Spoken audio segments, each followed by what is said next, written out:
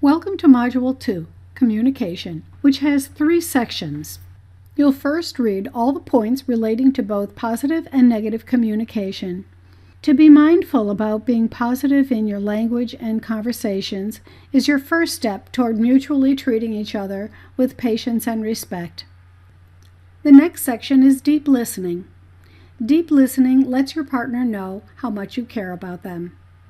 Partners can sometimes make inaccurate assumptions about a point that the other is trying to convey. It's common to feel impatient when the idea isn't being received as intended.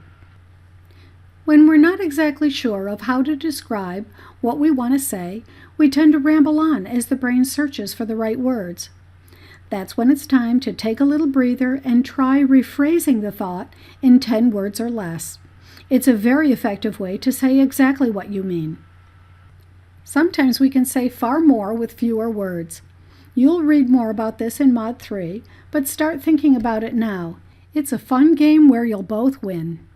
The last section of Mod 2 is compassionate communication. It's a values-based language. Knowing your partner's most important values in every area of life is a critical understanding. In this section, you'll become aware of each other's values relating to both communication and relationship. Knowing each other's values will set the stage for thinking differently about how to approach any conversation.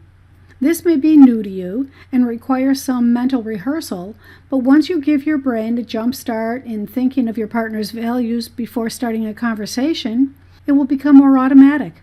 Take a look at the graphic of the couple looking at each other's value words and see what they say. Then practice this together with your own words.